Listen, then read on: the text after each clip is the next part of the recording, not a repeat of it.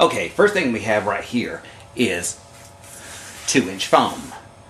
I used this. I got lucky and found it at Home Depot. Lowe's, as a general rule, doesn't carry it. So I got this for, it's very rigid, very lightweight, and fairly easy to cut. And drill and all that other fun stuff. Plus, it is very light, and you don't have to worry about too much weight on it, because as you probably know, that heaviness is an enemy to all props.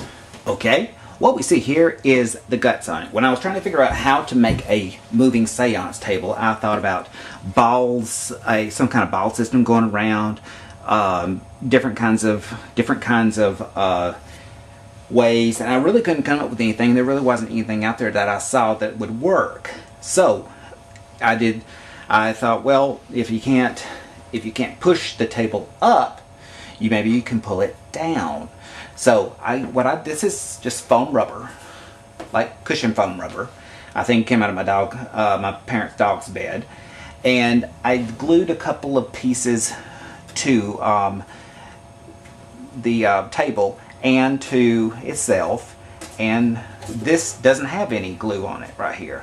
It just kind of free hangs right there, and that provides the spring for it. I thought about using springs. This is a lot better and a whole lot less complicated, and less complicated is always a good thing.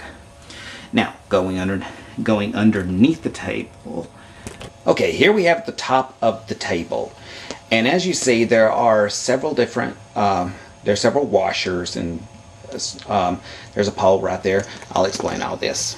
Okay, first of all, this right here is the center. This is just a dowel in the dowel, just that plain dowel, into a piece of wood and through the table. And this right here is basically just a bushing. I put that in there so the dowel wouldn't ream out the side too much. And this right here, this is a washer, and this ties to the underneath, to the pulleys, to the pull cords. This is what happens when you don't use the washer. It saws right into, as in this right here. So you're bound to benefit from my mistakes. I used 4. You can use more if you want to. I don't think I'd use any less. So there's 1, 2, 3, 4. Oops, what's this? When I was working on the table, I had this problem with it turning as the strings turn, as the mechanism underneath turned. The tabletop started turning a little bit at a time. So what I did was basically made a stay on it. This is the same thing, just a little piece of pipe, little PVC pipe with a washer on it, and this cord just hooks to the bottom of the table to keep the table from turning. Get back and show you. Let's see. Yeah, there it is. If you can see it. Please forgive me. I'm a honer and not a cinematographer. There we go. All right. That's the guy wire right there. This wire right here keeps the tabletop from twisting. Nothing to it. No, it's not rocket surgery. Southern Church sign one time. Okay, on to the underneath. The table right here is basically one of those little. Is one stolen from my mother.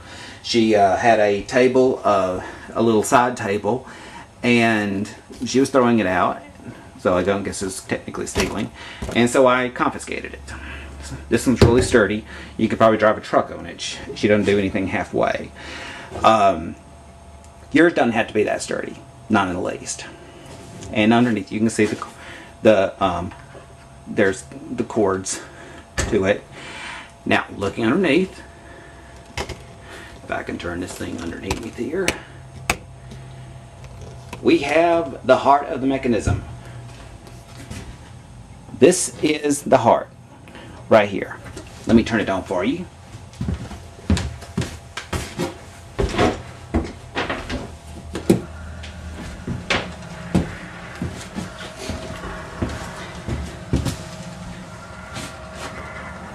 That is the heart of the mechanism. It's a pulley that pulls each string gently to pull and rock the tabletop. We'll pull it back a little bit, let you see. And see how it's working. You see this? You see the foam compressing as it tightens up. Now, why didn't I ignore all this little rigmarole and just run the wires, the strings up here? Well, basically because it kept hanging on the edge of the table, cutting the strings, and it never did work right. Why did I put a piece of a PVC over here to keep the strings from wearing through on the wire? Made it work a whole lot easier. Okay, now what we're going to do is turn this off and look underneath, because I know you're dying to see the guts of it.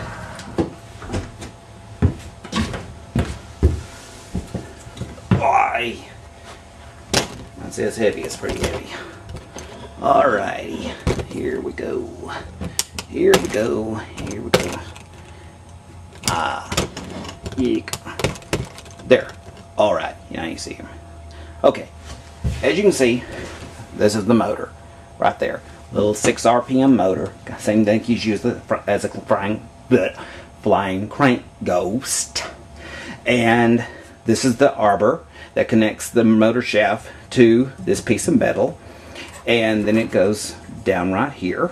And this right here is just a little piece of plastic. I think I got it at Lowe's or something. It's a little piece of plastic, little roller, goes on a sliding glass door repair part, and drill some holes in and run the string through the holes. And why didn't I cut these off? Well, string stretch, and at some point I may need to tighten the strings up, or probably not going to need to loosen them, but there's no reason to cut them. There's nothing to. There's not really any reason. It's not going to be seen. You're going to have a tablecloth on it, so that takes a little load off your mind, because if it falls down lower, just tighten it up. I might cut them a little bit off to get them off the floor, but that's about it.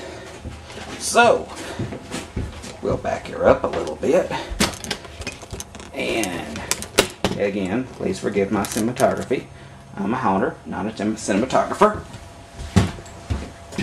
And crank her up.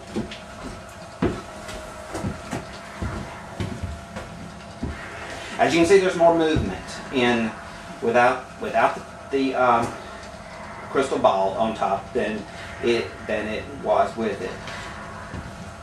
What I do is I run the cord through the middle, right here, of it, and just run it through the sides. It's not gonna get tangled up or anything, as long as it's on the tabletop and not underneath, and it's away from the strings. That way you can put anything you want to on it and electrify it.